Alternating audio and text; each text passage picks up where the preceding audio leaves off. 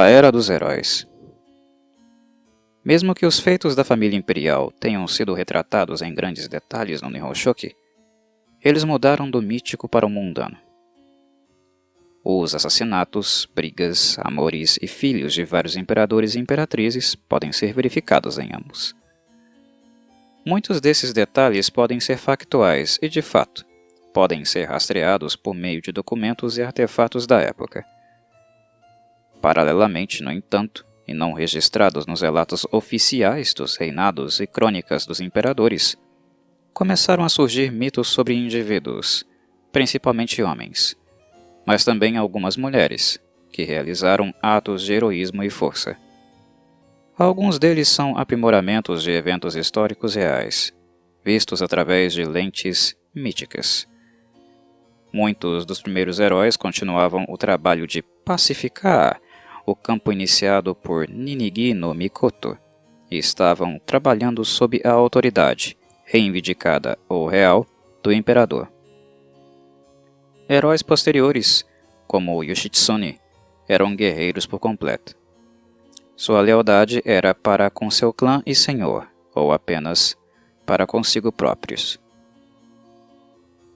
E, à medida que chegamos aos mitos posteriores, mais e mais elementos budistas são inseridos, até os elementos Shinto que encontramos nos contos de criação e pacificação, mitos sobre como as coisas surgiram, mitos sobre os kami, mitos que deram cartas a várias famílias ou clãs, tendem a desaparecer.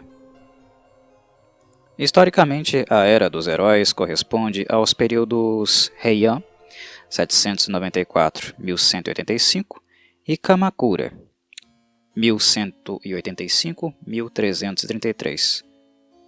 Uma vastidão de mitos heróicos emergiu nesta época. Tawada Toda, o herói arqueiro e aliado do Rei Dragão. Eno Gyoja, o mago ascético e subjugador dos demônios. E Kobo Daichi, o Santo Shingon. Todos eles são produtos do período Heian. Em cada caso, o herói é uma figura histórica real a qual foi acrescentada uma dimensão mítica. Os heróis guerreiros, como Tawara Toda e Raiko, agem em nome do imperador, subjugando rebeldes e bandidos, muitos deles monstruosos em apetite e aparência. Os santos e magos estão todos ocupados em estender o Estado de Direito do imperador e o reino da lei do Buda. Esse período é de consolidação e civilização de um interior fragmentado.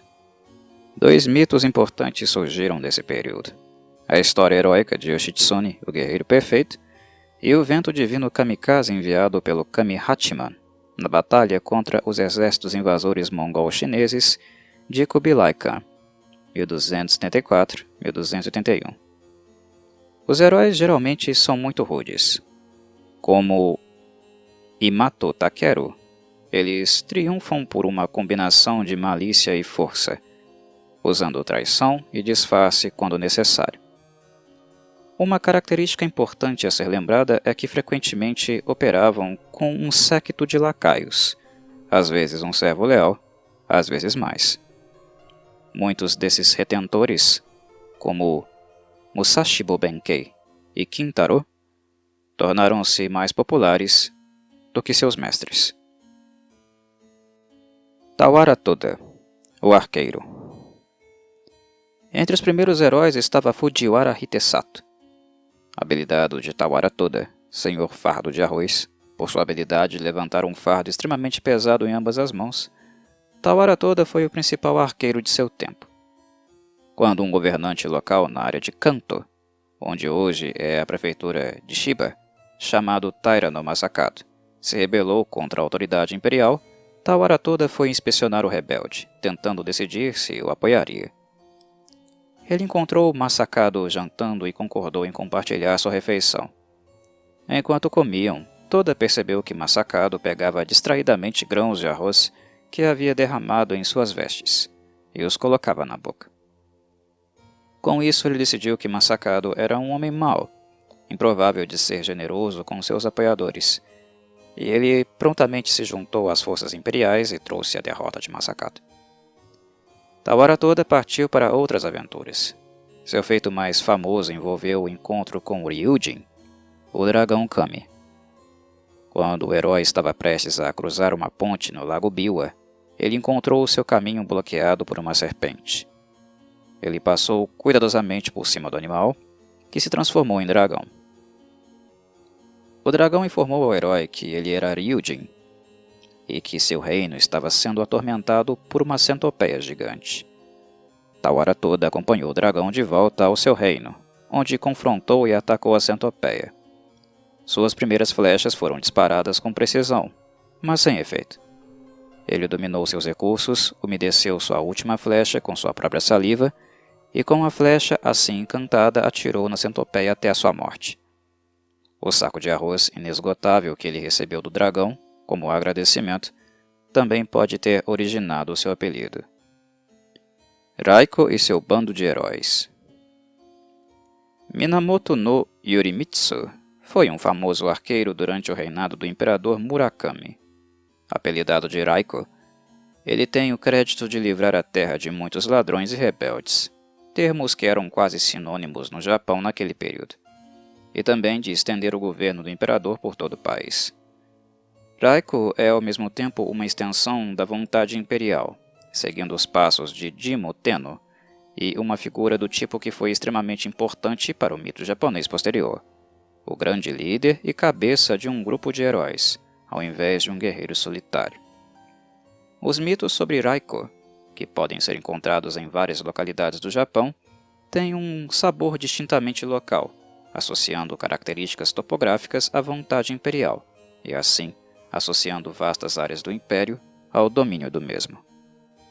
Mulheres heroínas.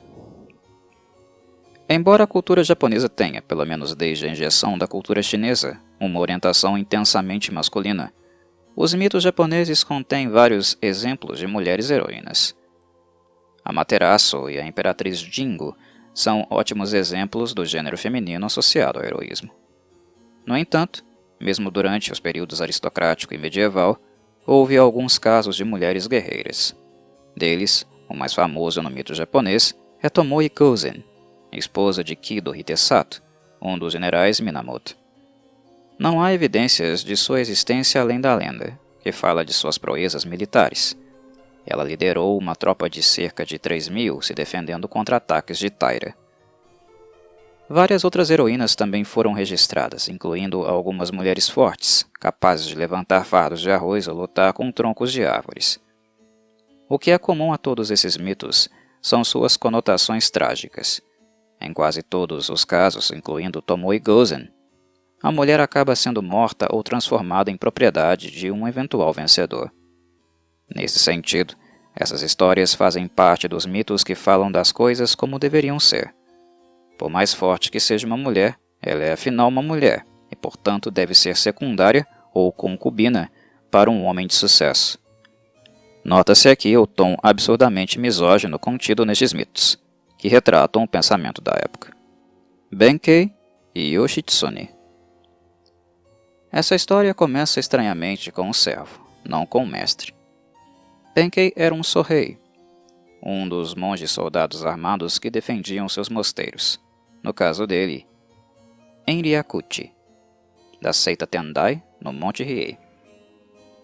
O sorrei do Monte Hiei, que é claramente visível a partir da Kyoto de hoje, se o clima e a poluição permitirem, costumava descer à corte imperial sempre que seus mosteiros não recebiam o que consideravam devido, em respeito ou esmolas, e quando os mosteiros e templos não estavam lutando entre si. Benkei era um homem poderoso e de temperamento violento. Ele usava uma armadura laqueada de preto, o que o tornava imediatamente reconhecível. Em uma ocasião, Benkei roubou o sino gigante do templo de Midera sobre as montanhas às margens do lago Biwa, a leste da capital, e o carregou para casa nos ombros. Os sinos dos templos japoneses tendem a ser itens grandes. O de Midera é quase da altura de um homem. Persuadido por seu abade a devolvê-lo, ele desdenhosamente deu um chute no sino e ele voltou ao seu lugar de origem. Certa vez, incapaz de encontrar um rival para testar sua coragem, Benkei abriu uma loja no meio de uma das principais pontes de Heian-kyo. Ele havia feito um voto, disse ele, de ter uma armadura forjada com as espadas de 1000 guerreiros. Ele, portanto, desafiou cada transeunte a duelar, com a espada sendo entregue ao vencedor. Certo dia, um belo jovem tentou cruzar a ponte. Ele foi maquiado da maneira adequada a um jovem Buchi, guerreiro, que ainda não havia se submetido à cerimônia da idade adulta e estava tocando uma flauta. Porque ele também carregava uma espada, Benkei o desafiou. O jovem conhecido como Ushiwaka-maru, Touro Jovem, venceu com agilidade seu oponente gigante, defendendo-se apenas com sua flauta e leque dobrável. Benkei ficou tão impressionado com seu inimigo que jurou servir a Ushiwaka-maru pelo resto de sua vida. O próprio Ushiwaka-maru, mais conhecido por seu nome adulto, Yoshitsune, era o filho mais novo do chefe do clã Minamoto, que havia perdido a cabeça para o Taira. Ele só tinha sido salvo pela inteligência rápida e pura coragem de sua mãe, que se casou com seu captor Taira. Ushiwaka-maru foi enviado para servir como noviço em um templo no Monte Kurama, ao norte da capital. Seu irmão mais velho, Yoritomo, agora adulto, estava escondido no leste do Japão.